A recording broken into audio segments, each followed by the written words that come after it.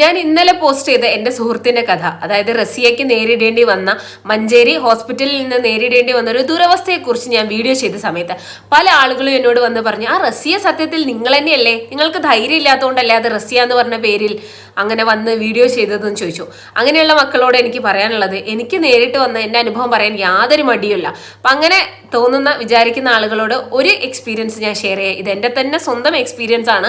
മഞ്ചേരി വളരെ പ്രശസ്തമായി, ഞാൻ മഞ്ചേരി എന്ന് പറയാൻ കാരണം എൻ്റെ നാട് എന്ന് പറയുന്നത് മഞ്ചേരിക്കടുത്തായതുകൊണ്ടാണ്. അപ്പോൾ മഞ്ചേരിയിൽ എനിക്ക് നേരിടേണ്ടി വന്ന, ഒരു ഹോസ്പിറ്റലിൽ നിന്ന് നേരിടേണ്ടി വന്ന വളരെ വലിയ ദുരവസ്ഥ, അതായത് ഞാൻ ഒരു അർദ്ധബോധാവസ്ഥയിൽ ICUവിൽ കിടക്കുന്ന സമയത്ത് എനിക്ക് നേരിടേണ്ടി വന്ന ഒരു അവസ്ഥയെക്കുറിച്ചാണ് ഞാൻ ഇന്നത്തെ വീഡിയോയിൽ പറയാൻ ഉദ്ദേശിക്കുന്നത്. ആ ചങ്ങാതിനെങ്ങാനും എൻ്റെ കയ്യിൽ കിട്ടിയിട്ടല്ല, മോന്ത അടിച്ചു പൊളിക്കാനുള്ള ദേഷ്യം എനിക്കുണ്ട്. അപ്പോൾ എന്താണെങ്കിലും വീഡിയോ മുഴുവനായിട്ട് കാണാൻ വേണ്ടി ശ്രദ്ധിക്കുക. എൻ്റെ ചാനൽ ആദ്യമായിട്ട് കാണുന്ന കൂട്ടുകാരെ വീഡിയോ ലൈക്ക് ചെയ്യാനും ചാനൽ സബ്സ്ക്രൈബ് ചെയ്യാനും താഴെ കമൻറ്റ് ചെയ്യാനും മറക്കരുത്. അപ്പോൾ let's go into the video. ഈ കഥയല്ല കേട്ടോ, ഈ ഒരു റിയൽ അനുഭവം നടക്കുന്നത് ഞാൻ ഡിഗ്രി പഠിക്കുന്ന കാലഘട്ടത്താണ്. 2013-2014 കാലഘട്ടത്തിലാണ് കേട്ടോ. ഞാൻ ഡിഗ്രി പഠിക്കുന്ന കാലത്താണ്.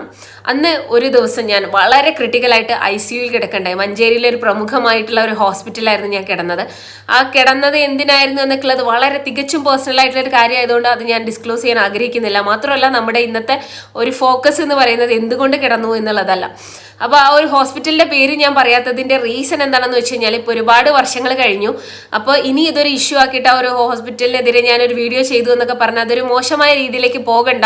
ഇപ്പോൾ അവർക്ക് വേണമെങ്കിൽ എനിക്കെതിരെ കേസ് പോലും കൊടുക്കാൻ പറ്റും. ഞങ്ങളെ ഡിഫെയിം ചെയ്യാൻ വേണ്ടിയിട്ട് അങ്ങനെ വീഡിയോ ചെയ്തു എന്നൊന്നും ഇഷ്യൂ ഇല്ലാതിരിക്കാൻ വേണ്ടിയിട്ടാണ് ഞാൻ സത്യം പറഞ്ഞാൽ ഹോസ്പിറ്റലിന്റെ പേര് പറയാത്തത്. ഓക്കെ, എന്തായാലും മഞ്ചേരിയിലുള്ള ഒരു പ്രശസ്ത പ്രൈവറ്റ് ഹോസ്പിറ്റലിലാണ് സംഭവം. ഞാൻ അർദ്ധബോധാവസ്ഥയിൽ ICUവിൽ കിടക്കുകയാണ്. എനിക്ക് സത്യം പറഞ്ഞാൽ സംസാരിക്കാനോ കാര്യങ്ങളോ ഒന്നും അറിയുന്നില്ല. എനിക്ക് ഇങ്ങനെയുള്ള ട്രീറ്റ്മെന്റും കാര്യങ്ങളൊക്കെ അവർ തന്നുകൊണ്ടേ ഇരിക്കുന്നുണ്ട്. വയറ് കഴുകുന്നുണ്ട്, അതുപോലെ തന്നെ അങ്ങനെ ഒരുപാട് കാര്യങ്ങൾ അവർ ചെയ്തുകൊണ്ടിരിക്കുന്നുണ്ട്.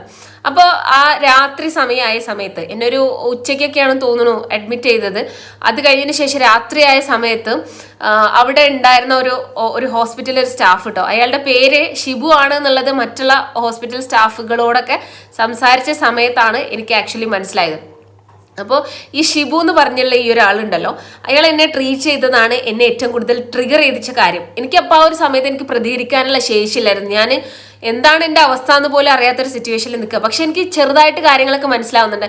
എനിക്ക് ഇടയ്ക്കിടയ്ക്ക് യൂറിനേറ്റ് ചെയ്യാൻ വേണ്ടിയിട്ട് ബാത്റൂമിലേക്കൊക്കെ പോകേണ്ടി വരുന്ന ഒരു അവസ്ഥ വരുമ്പോൾ ഇയാൾ എന്നെ താങ്ങി പിടിച്ചു കൊണ്ടുപോകും. ഞാൻ പറഞ്ഞു, ഞാൻ ഒറ്റയ്ക്ക് നടന്നു പോയിക്കോളാം, എനിക്ക് പ്രശ്നമൊന്നുമില്ല എന്നൊക്കെ ഞാൻ കൈകൊണ്ടൊക്കെ ആക്ഷൻ കാണിച്ചിട്ട് ഞാൻ പോകാൻ വേണ്ടിയിട്ട് ഞാൻ നോക്കുന്നുണ്ട്. പക്ഷേ ഡെഫിനറ്റ്ലി അപ്പോൾ നിങ്ങൾ ചിന്തിക്കുന്നുണ്ടാവും, ഒരു ഹോസ്പിറ്റൽ ICUവിൽ കിടക്കുന്ന ഒരാളാകുമ്പോൾ അവർക്ക് തനിയെ വിടാൻ ചിലപ്പോൾ പേടിയായിരിക്കും. കാരണം എൻ്റെ സിറ്റുവേഷൻ ഭയങ്കര ക്രിട്ടിക്കലായിരുന്നു. അപ്പോൾ യൂറിന് ട്യൂബ് ഇടാനൊന്നും ഞാൻ സമ്മതിച്ചിട്ടുണ്ടായിരുന്നില്ല. അപ്പോൾ ഡെഫിനറ്റ്ലി എന്നെ ഈ ഒരു ബാത്റൂമിനകത്തേക്ക് കൊണ്ടുപോകുന്ന സമയത്ത് അയാൾ കെയർഫുൾ ആയിരുന്നതായിരിക്കും എന്ന് എനിക്ക് തോന്നുന്നുണ്ട്. പക്ഷെ അയാളുടെ ഒരു കൈൻഡ് ഓഫ് ടച്ച്, അതിൽ നിന്ന് നമുക്ക് മനസ്സിലാക്കാൻ പറ്റും അയാളുടെ മോശമായിട്ടുള്ള ഒരു ടച്ചായിരുന്നു അത് എന്നുള്ളത്. പിന്നെ എന്ന് പറഞ്ഞു കഴിഞ്ഞാൽ എനിക്കൊരു എന്താ പറയുക 17, 18, 19, 20 ആ ഒരു, എനിക്ക് തോന്നുന്നു ഒരു 19, 20 ആ ഒരു ഏജ് ആയിരിക്കും എൻ്റെ റേഞ്ച് ഉണ്ടാവുക. അപ്പോൾ ആ ഒരു സമയത്ത് അയാൾ അങ്ങനത്തെ രീതിയിൽ മോശമായി പെരുമാറുമ്പോൾ ഇതൊരു ബാഡ് ടച്ച് ആണെന്ന് മനസ്സിലാക്കാനുള്ള ഒരു കപ്പാസിറ്റി കാര്യങ്ങളൊക്കെ എനിക്കുണ്ട്. ഞാൻ പറയുന്നുണ്ട് എനിക്ക് നടക്കാൻ കഴിയും, ഞാൻ നടന്ന് പോയിക്കോളാം എന്നൊക്കെ പറയുന്നുണ്ടെങ്കിലും അയാൾ ഫോഴ്സ്ഫുള്ളി എന്നെ ഇങ്ങനെ പിടിക്കണം, എന്നെ സൈഡിൽ ഇങ്ങനെ പിടിച്ചിങ്ങനെ നിൽക്കട്ടോ. ഐ മീൻ അൺവാണ്ടഡ് ആയിട്ടൊന്നും ടച്ച് ചെയ്തിട്ടൊന്നുമില്ല, പക്ഷെ എന്നെ ഇങ്ങനെ ഫോഴ്സ്ഫുള്ളി പിടിക്കണം. ഞാൻ പറഞ്ഞു വേണ്ട, എനിക്ക് പോകാൻ പറ്റുമെന്ന് പറഞ്ഞിട്ടും അയാൾ പിടി ലൂസാക്കുന്നില്ല. എനിക്ക് ഭയങ്കര ഡിസ്കംഫർട്ട് ഫീൽ ചെയ്തു. അതിനുശേഷം എനിക്ക് ഫീൽ ചെയ്തിട്ടുണ്ടായിരുന്ന മറ്റൊരു കാര്യം എന്താണെന്ന് വെച്ച് കഴിഞ്ഞാൽ, ഞാൻ ഹോസ്പിറ്റലിലേക്ക് പോയി ICUവിൽ എത്തി. അവിടെ നിന്ന് വാഷ്റൂമിലേക്ക് പോയി. വാഷ്റൂമിൽ നിന്ന് എത്തിക്കഴിഞ്ഞാൽ ഡോർ ലോക്ക് ചെയ്യാൻ അയാൾ സമ്മതിക്കില്ല. എന്തൊക്കെ തന്നെ പറഞ്ഞാലും ഡോർ ലോക്ക് ചെയ്യാൻ സമ്മതിക്കില്ല. എന്നിട്ട് ഞാൻ യൂറിനേറ്റ് ചെയ്തൊക്കെ എൻ്റെ റബ്ബെ എനിക്ക് തന്നെ അറിയുള്ളൂ, വാഷ്റൂം യൂസ് ചെയ്ത് എങ്ങനെയാണെന്ന് എനിക്ക് തന്നെ അറിയുള്ളൂ. കാരണം അയാൾ അങ്ങനെ നോക്കുമോ, അയാൾ അങ്ങനെ ഡോർ തുറന്ന് അകത്തേക്ക് വരും, അങ്ങനെ എന്തൊക്കെ അതിൻ്റെ ഫീലിംഗാണ് എനിക്ക് ഉണ്ടായെന്നറിയോ.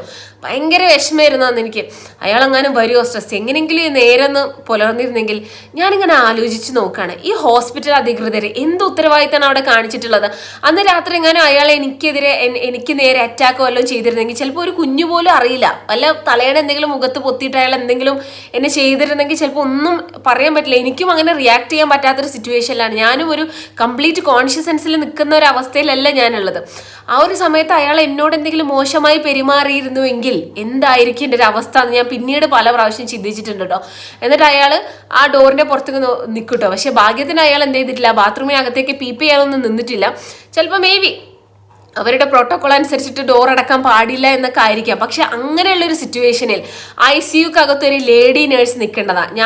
ഞാനൊരൊറ്റ ആൾ മാത്രമേ അന്ന് ICUയിൽ ഉണ്ടായിരുന്നുള്ളൂ, വേറെ ഒരാളും അവിടെ ഇല്ല. ഇനി എനിക്ക് കറക്റ്റ് ഓർമ്മയില്ല, ബോധമില്ലാത്തതുകൊണ്ട് വേറെ എന്നെ ഒരു സെപ്പറേറ്റ് റൂമിലാക്കിയതാണോ എന്ന് എനിക്കറിയാം. എനിക്ക് തോന്നുന്നു ICU എന്ന് പറയുമ്പോൾ അതിനകത്ത് ഒരുപാട് പേര് കാണും അല്ലേ, വെന്റിലേറ്റർ ആകുമ്പോഴാണ് സെപ്പറേറ്റ് ആയിട്ട് റൂമൊക്കെ ഉണ്ടാവുമെന്ന് തോന്നുന്നു. എന്താണെങ്കിലും അതിനകത്ത് ഞാൻ മാത്രമേ ഉണ്ടായിരുന്നുള്ളൂ. ആ ഒരു സിറ്റുവേഷനിൽ അറ്റ്ലീസ്റ്റ് ഒരു ഫീമെയിൽ നേഴ്സിനെങ്കിലും വെക്കാനുള്ള ഒരു കേർട്ടസി ആ ഒരു ഹോസ്പിറ്റലിൽ കാണിക്കായിരുന്നു. പക്ഷെ അന്ന് അതൊന്നും പറയാൻ മാത്രമുള്ള പ്രായോ പക്വതയോ ഒന്നും എനിക്കില്ല. പക്ഷെ എനിക്കന്ന് സംസാരിക്കാനും പറ്റിയില്ല. പിന്നെ അതിനുശേഷം ഞാൻ തിരിച്ച് ബെഡിലേക്ക് തന്നെ വരികയാണ്. തിരിച്ച് ബെഡിലേക്ക് വരുന്ന സമയത്ത് ഇയാൾ എന്നെ മുറുക്കി പിടിച്ച് ഹോൾഡ് ചെയ്തിട്ടാട്ടോ കൊണ്ടുവരുന്നത്. ഞാൻ അങ്ങനെ കൊതറാനൊക്കെ ശ്രമിക്കുന്നുണ്ട്, എന്നെ വിട് എന്നൊക്കെ പറഞ്ഞ് കൊതറാൻ ശ്രമിക്കുന്നുണ്ട്. പക്ഷെ അയാൾ സമ്മതിക്കുന്നില്ല.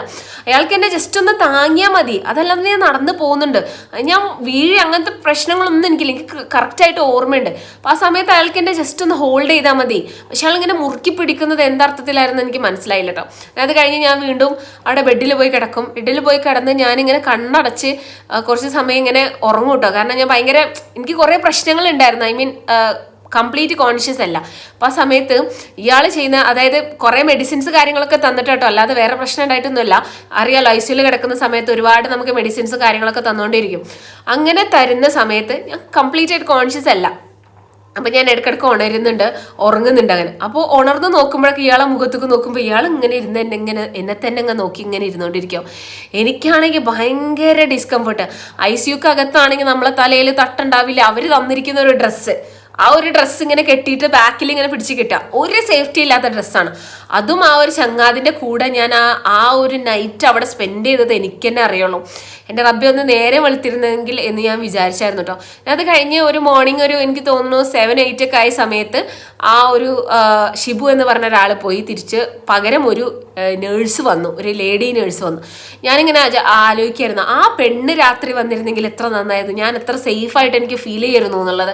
ഇവരെന്തുകൊണ്ടാണ് ജെൻഡർ ന്യൂട്രാലിറ്റി ഒന്നും അന്ന് അതിനെക്കുറിച്ച് സംസാരമൊന്നും വന്നിട്ടില്ല, എന്നിട്ട് പോലും ആ ഒരു സിറ്റുവേഷനിൽ അതിനെ അകത്തേക്ക് ആക്കിയതിനോട് എനിക്ക് ഭയങ്കര പ്രതിഷേധം. ഇന്നത്തെ ഒരു സിറ്റുവേഷൻ ആണെങ്കിൽ ഡെഫിനറ്റ്ലി ഞാൻ ചോദ്യം ചെയ്തിട്ടുണ്ടാവും. പക്ഷെ അന്ന് ഞാനൊരു വിദ്യാർത്ഥിനി എന്നുള്ള രീതിയിൽ ഒരു പരിഗണന എനിക്ക് ചോദിക്കാൻ മാത്രമുള്ള വോയിസ് എനിക്കില്ല.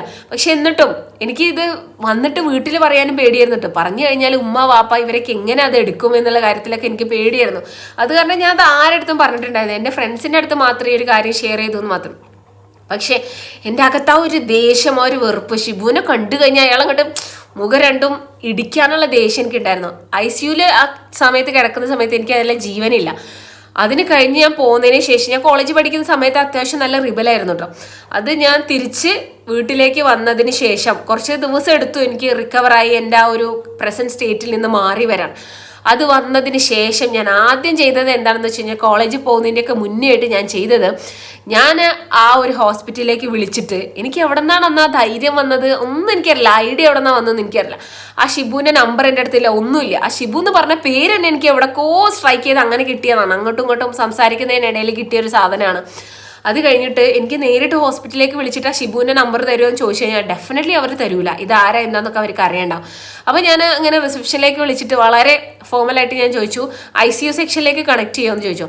ICUയിലേക്ക് കണക്ട് ചെയ്തപ്പോൾ ഏതൊരു ലേഡി നേഴ്സാണ് ഫോൺ എടുത്തത്. അപ്പോൾ ആ സമയത്ത് ഞാനൊരു ഈവനിങ് ടൈമിലായിട്ടാണ് വിളിച്ചത്, കാരണം എനിക്കറിയാം ചങ്ങാതിക്ക് നൈറ്റ് ഷിഫ്റ്റ് ആണെന്നുള്ളത്. അപ്പോൾ ഞാൻ വിളിച്ചിട്ട് ഞാൻ ചോദിച്ചു, ആ ഷിബുവിനൊന്ന് ഫോൺ കണക്ട് ചെയ്യുമെന്ന് ചോദിച്ചു.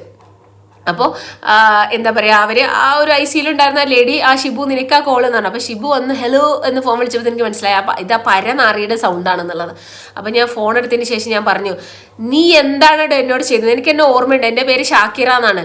2 ദിവസം മുന്നേ ഞാൻ അവിടെ വന്നിട്ടുണ്ടായിരുന്നില്ല ആ പേഷ്യൻ്റ്. നീ എന്നെ എന്താ ചെയ്തത്? എനിക്ക് ബോധമില്ല എന്ന് വിചാരിച്ചിട്ട് നിനക്ക് തോന്നിയതല്ല എൻ്റെ മേലെ ചെയ്യാമെന്ന് നീ വിചാരിച്ചോ? എന്നെ പിടിവിടാൻ ഞാനന്ന് പറഞ്ഞതല്ല. അപ്പോൾ പറഞ്ഞു, എന്നോട് ഈ ഫോണിൽ ഇങ്ങനെ സംസാരിക്കില്ല, എൻ്റെ അടുത്തൊക്കെ ഇവിടെ ആളുകളുണ്ട്, ഞാൻ എൻ്റെ പേഴ്സണൽ നമ്പർ തരാം, അതിലേക്ക് വിളിച്ചോളൂ എന്ന് പറഞ്ഞു. ഞാൻ പറഞ്ഞു okay what ever it is എന്ന് പറഞ്ഞു. എനിക്ക് തോന്നുന്നു ഉമ്മാൻ്റെ പാപ്പാൻ്റെ ആരുടെ ഫോണിൽ നിന്നാണ് വിളിക്കുന്നത്. ഞാൻ എന്തായാലും ആ നമ്പർ നോട്ട് ചെയ്തതിന് ശേഷം ഞാൻ പേഴ്സണലായിട്ട് വിളിച്ചു. ഞാൻ വാട്സപ്പൊക്കെ എടുത്ത് നോക്കുന്ന സമയത്ത് മനസ്സിലായി ആൾക്ക് കല്യാണമൊക്കെ കഴിഞ്ഞ് മോനോ മോളോ അങ്ങനെ ആരൊക്കെയൊക്കെ ഉണ്ട്. കല്യാണം കഴിഞ്ഞ് നല്ല ഹാപ്പി ആയിട്ട് നടക്കുന്ന ഒരു കുട്ടനാണ്. എന്താണെങ്കിലും ആ കുട്ടൻ ചെയ്തൊരു പണി, ഞാൻ എന്നിട്ട് ഫോൺ വിളിച്ചിട്ട് നന്നായിട്ട് അയാളോട് ഷൗട്ട് ചെയ്തു, നിങ്ങൾ എന്താണ് ചെയ്തത്? ആ ഹോസ്പിറ്റലിൽ എനിക്ക് ബോധമില്ല എന്ന് വിചാരിച്ചിട്ട് എന്നോട് ഞാൻ എന്നെ ടച്ച് ചെയ്യണ്ടെന്ന് പറഞ്ഞു കഴിഞ്ഞാലും എന്നെ ആ രീതിയിലൊക്കെ എന്നെ ബലമായിട്ട് പിടിക്കാൻ നിങ്ങൾ എൻ്റെ ആരാ, ഞാനിത് എന്താ പറയുക, ഞാനിത് ഹോസ്പിറ്റലിലേക്ക് വിളിച്ച് ഞാൻ കംപ്ലൈൻറ്റ് ചെയ്യുന്നൊക്കെ പറഞ്ഞു. ഞാൻ സത്യത്തിൽ അതന്നെയായിരുന്നു കേട്ടോ വിചാരിച്ചിട്ടുണ്ടായിരുന്നത്. ഞാൻ ഉമ്മ വാപ്പ അവരൊന്നും അറിയാതെ ഹോസ്പിറ്റലിൽ വിളിച്ചിട്ട് ഒരു കാര്യം പറയണമെന്ന് വിചാരിച്ചു. പക്ഷെ ആൾ പറഞ്ഞു പ്ലീസ് പ്ലീസ് പ്ലീസ് അങ്ങനെ ചെയ്യരുത്, സോറി എനിക്കൊരു അബദ്ധം പറ്റിയതാണ്, ഞാൻ അങ്ങനെ ഉദ്ദേശിച്ചല്ല. അപ്പം ഞാൻ പറഞ്ഞു നിങ്ങൾ എങ്ങനെ ഉദ്ദേശിച്ചെന്നുള്ളത്, പ്രായപൂർത്തിയായിട്ടുള്ള ഒരാളാണ് ഞാൻ, എനിക്കറിയാം നിങ്ങൾ ഏത് രീതിയിലാണ് അന്ന് എന്നോട് പെരുമാറിയ എന്നുള്ളത്. അപ്പോൾ അത് എന്നെ പഠിപ്പിക്കേണ്ട, ആ രീതിയിലല്ല എന്നുള്ളത് എന്നെ പഠിപ്പിക്കേണ്ട. നമ്മൾ സോറി, എൻ്റെ അടുത്ത് ഒരു അബദ്ധം പറ്റിയതാ, വിളിച്ച് പറയല്ലേ, എനിക്ക് കഷ്ടപ്പെട്ട് കിട്ടിയ ജോലിയാണ്, എൻ്റെ ഭാര്യ അറിഞ്ഞു കഴിഞ്ഞാൽ പ്രശ്നമെന്നൊക്കെ പറഞ്ഞാൽ കാല് പിടിച്ചപ്പോൾ ഞാൻ വിചാരിച്ചു ഓക്കെ എന്നാൽ വിട്ട് കളയാം എന്ന് വിചാരിച്ച് ഞാൻ നന്നായിട്ട് ഷൗട്ട് ചെയ്തു. പക്ഷെ ഞാൻ ഇത് കംപ്ലൈൻറ്റ് ചെയ്യില്ല എന്ന് ഞാൻ പറഞ്ഞിട്ടില്ല. ഞാൻ പറഞ്ഞത് ഞാനൊന്ന് ആലോചിച്ച് നോക്കട്ടെ എന്ന് ഞാൻ തീരുമാനിച്ചിട്ട് എന്താണെന്ന് വെച്ച് കഴിഞ്ഞാൽ ചെയ്യുക എന്ന് പറഞ്ഞിട്ടാണ് ഞാൻ ആ കോള് സത്യം പറഞ്ഞാൽ ഞാൻ ഡിസ്കണക്ട് ചെയ്തത്. അതിനുശേഷം എന്താ പറയുക, അതിനുശേഷം പിന്നെ ഞാൻ അയാളെ കാണുകയും കാര്യങ്ങളൊന്നും ഞാൻ ചെയ്തിട്ടില്ല. പിന്നെ എനിക്ക് ആ ഒരു ദിവസത്തെ ഒരു എക്സ്പീരിയൻസ് ജസ്റ്റ് ഒരു നൈറ്റ് മാത്രമേ ഉള്ളൂ. പക്ഷെ അന്ന് ഞാൻ അനുഭവിച്ച ഒരു പേടി ഉണ്ടാവില്ല പെൺകുട്ടികൾക്ക്, ഒരു അന്യ ആയിട്ടുള്ള ഒരാളുടെ ഇടയിൽ നമ്മൾ നിൽക്കേണ്ടി വരുന്ന ഒരു അവസ്ഥ എന്ന് പറയുന്നത്. ഇതൊക്കെയാന്ന് പറഞ്ഞു കഴിഞ്ഞാൽ ഓരോ പെൺകുട്ടിക്ക് എന്ന് പറഞ്ഞു കഴിഞ്ഞാൽ മാനസികമായിട്ട് സഹിക്കാൻ പറ്റാത്ത അത്രയും വേദന നൽകുന്ന ഒരു കാര്യമാണ്. നമ്മൾ ഭയങ്കര ഇൻസെക്യൂർ ആയിട്ട് നിൽക്കുക എന്നുള്ളൊരു സിറ്റുവേഷൻ, ശരിക്കൊന്ന് സ്ക്രീം ചെയ്യാനോ അതായത് ഷൗട്ട് ചെയ്യാനോ കരയാനോ അലറി വിളിക്കാനോ പോലും കഴിയാത്തൊരു സിറ്റുവേഷനിൽ നമ്മൾ നിൽക്കുന്ന ഒരു സമയം. അതും പ്രോപ്പറായിട്ട് നമുക്ക് ഡ്രസ്സില്ല, അവർ തന്നിരിക്കുന്ന ICUലൊക്കെ ഇടുന്ന ഒരു ഡ്രസ്സ് നിങ്ങൾ കണ്ടിട്ടില്ല, ആ ഒരു ഡ്രസ്സിൽ ഒരാളുടെ കൂടെ നിൽക്കുക എന്നൊക്കെ പറഞ്ഞു കഴിഞ്ഞാൽ it's really really really uncomfortable. പക്ഷെ പഠിച്ചവൻ്റെ അനുഗ്രഹം കൊണ്ട് എന്താണെങ്കിലും അയാൾ എന്നോട് മിസ്ബിഹേവ് ചെയ്യാനൊന്നും വന്നില്ല. ബാത്റൂമിലേക്കൊക്കെ പോകുന്ന സമയത്ത് അയാളുടെ ഒരു പിടുത്തം കാര്യങ്ങളൊക്കെ അതൊക്കെ എനിക്ക് ഫീൽ ചെയ്തിട്ടുള്ള. അയാൾ ഷോൾഡറിൻ്റെ ഈ ഭാഗത്താണ് ഇങ്ങനെ പിടിച്ചുകൊണ്ടിരുന്നത്, എന്നിട്ട് ഇങ്ങനെ അയാളിങ്ങനെ ചേർത്ത് നിൽക്കുന്ന പോലെയാണ് അയാൾ പിടിച്ചത്. അത് മാത്രമേ എനിക്ക് പ്രശ്നം ഉണ്ടായിരുന്നുള്ളൂ. അതിന് ഞാൻ നന്നായിട്ട് റിയാക്ട് ചെയ്യുകയും ചെയ്തിട്ടുണ്ടായിരുന്നു. അതിനുശേഷം ആൾക്ക് എന്തായാലും പേടിയായിട്ടുണ്ടാവും. അതായത് ഞാൻ എല്ലാ പെൺകുട്ടികളും ഇതുപോലെ ഇങ്ങനെ കണ്ടുപോവില്ല, അതായത് ഇങ്ങനെ ഇത് ജസ്റ്റ് അവരിത് ഈ ഒരു പ്രശ്നം മാത്രം എടുത്തിട്ട് പോവില്ല, തിരിച്ച് റിയാക്ട് ചെയ്യുന്നുള്ളത് അന്ന് എന്തായാലും അയാൾക്ക് മനസ്സിലായിട്ടുണ്ടാവും. അപ്പോൾ മൈ ഡിയേഴ്സ്, ഞാനിവിടെ നിങ്ങളോട് സംസാരിക്കാനായിട്ട് ഉദ്ദേശിച്ചത് ഒരു പെൺകുട്ടിയും ലൈഫിൽ സേഫ് അല്ല എന്നുള്ളതാണ്. ഒരു പോയിന്റ് അല്ലെങ്കിൽ മറ്റൊരു പോയിന്റിൽ എല്ലാ പെൺകുട്ടികളും നേരിടുന്ന ഒരു പ്രശ്നമാണിത്, ഒരു അബ്യൂസ് എന്നുള്ള രീതിയിൽ. എന്തോ ഭാഗ്യത്തിന് പഠിച്ചവൻ അന്ന് എന്നെ രക്ഷിച്ചു. എനിക്ക് എന്തായാലും മോശമായിട്ടുള്ള ഒരു സിവിയർ അനുഭവം ഒന്നും ഉണ്ടായിട്ടില്ല. ഇത് ചിലപ്പോൾ ചില പെൺകുട്ടികൾക്ക് ഇതൊന്നൊരു ഇഷ്യൂ ആയിരിക്കില്ല കേട്ടോ, ജസ്റ്റ് ഒരു കെയർ ആൻഡ് കൺസേണിന്റെ പുറത്ത് ഫീൽ ചെയ്യുന്ന എടുക്കുന്നൊരു കാര്യമായിരിക്കും. പക്ഷെ എന്തായാലും എനിക്കത് അങ്ങനെ എടുക്കാനായിട്ട് പറ്റില്ല. എനിക്ക് എന്തായാലും ഭയങ്കരമായിട്ട് ദേഷ്യം വന്നു. അതൊരു വേറെ രീതിയിലായിരുന്നു എന്ന് എനിക്ക് മനസ്സിലാക്കാൻ പറ്റും. പക്ഷെ പല പെൺകുട്ടികൾക്ക് അതിന് പറ്റിക്കൊള്ളുന്നില്ല. ഇവിടെ എനിക്ക് തോന്നിയത് എന്താണെന്ന് വെച്ച് കഴിഞ്ഞാൽ ആ ഒരു ഹോസ്പിറ്റലിലെ അനാസ്ഥയാണ്. അവരുടെ ഒരൊറ്റ പ്രശ്നം കൊണ്ടാണ് അന്ന് രാത്രി ആ ഒരു ICUവിൽ ഞാനൊരു പെൺകുട്ടി, അതായത് പ്രായപൂർത്തിയായിട്ടുള്ള ഡിഗ്രിക്ക് പഠിക്കുന്ന ഒരു പെൺകുട്ടിയുടെ കൂടെ ഒരു കല്യാണം കഴിഞ്ഞ ഒരു പുരുഷനായിട്ടുള്ള ഒരു യുവാവിനെ നിർത്തിയത്. അയാൾക്ക് അധികം ഒന്നും ഏജ് ആയിട്ടുണ്ട്, എനിക്ക് തോന്നുന്നത് എന്തായാലും 25-26 ഒക്കെ ആണ് എൻ്റെ ഒരു മനസ്സിൽ എനിക്ക് തോന്നുന്നത് അയാളുടെ ഏജ്. അപ്പോൾ എന്താണെങ്കിലും ആ ഒരു നേഴ്സാണെങ്കിൽ പോലും അയാളെ ഒറ്റയ്ക്ക് ഒരു ICUവിൽ നിർത്താൻ അവർ കാണിച്ച അവരുടെ മനസ്സുണ്ടല്ലോ, നമിക്കണം എന്ന് പറഞ്ഞാൽ അത്രയ്ക്കും നമിക്കണം. കാരണം എന്ത് സേഫ്റ്റി ആണല്ലോ, അതും ഇമാതിരി ഒരു പഞ്ചാരക്കുട്ടനൊക്കെ നിർത്തുക എന്ന് പറഞ്ഞു കഴിഞ്ഞാൽ വളരെ അൺസേഫാണ് എന്ന് തന്നെ എനിക്ക് പറയാനുള്ളൂ. എന്താണെങ്കിലും ഇതൊക്കെയാണ് നമ്മുടെ നാട്ടിലെ ഒരു അവസ്ഥ എന്ന് പറയുന്നത്. ഓരോ പെൺകുട്ടിയും ഏതൊരു സിറ്റുവേഷൻ, നമ്മളിപ്പോൾ ICU എന്നൊക്കെ പറയുന്നത് ഒരാളുടെ ജീവൻ കൊടുക്കുന്ന ഒരു സ്പേസ് ആണ് അല്ലേ. നമ്മൾ കേട്ടിട്ടുണ്ട് ഡെഡ് ബോഡിനെ പോലും റേപ്പ് ചെയ്യുന്ന ഡോക്ടർമാരും അതുപോലെ തന്നെ ഹെൽത്ത് കൺസൾട്ടൻസ് ഒക്കെ. അങ്ങനെയുള്ളൊരു നാട്ടിലൊക്കെ എന്ന് വെച്ച് കഴിഞ്ഞാൽ ഇതൊക്കെയാണ് ക്വൈറ്റ് കോമൺ ആണ്. പക്ഷെ എന്തോ പഠിച്ചവൻ അനുഗ്രഹം കൊണ്ട് ഞാൻ രക്ഷപ്പെട്ടു. പക്ഷെ അതുപോലെ ആയിരിക്കോളണമെന്നില്ല എല്ലാവരും സിറ്റുവേഷൻസിലും. അപ്പോൾ ഇങ്ങനെ ഉണ്ടായിരുന്ന അവസരങ്ങളിലൊന്നും ചെന്ന് പോയി പെടരുത്. അന്ന് എനിക്ക് സംസാരിക്കാൻ അയാളെ ചെള്ള നോക്കി കൊടുക്കാൻ അന്ന് എനിക്ക് കഴിവില്ലാണ്ട് പോയി. പക്ഷെ ഇന്നത്തെ ഈ ഒരു സിറ്റുവേഷനിൽ ഈ ഒരു ഷാക്കിരയാണെന്നുണ്ടെങ്കിൽ അങ്ങനെ ഞാൻ ഇറങ്ങിപ്പോരൂലായിരുന്നു. അയാളെ ചെള്ള 4 ആളുകളുടെ മുന്നിൽ വെച്ച് പൊളിച്ചിട്ടേ ഞാൻ പോരേണ്ടായിരുന്നുള്ളൂ. പക്ഷെ അന്ന് എനിക്ക് പറ്റിയില്ല, അത് ഞാൻ ഖേദിക്കുന്നു. പക്ഷെ ഇതെല്ലാവർക്കും ഒരു ഗുണപാഠമാണ്. Be careful and be careful. അപ്പം എന്താ പറയുക, എൻ്റെ അനുഭവം തുറന്നു പറയാൻ മടിയാണ് എന്ന് വിചാരിക്കുന്ന എല്ലാ ആളുകൾക്കും മനസ്സിലായി കാണും. പറയാൻ മടിയുണ്ടായിട്ടല്ല.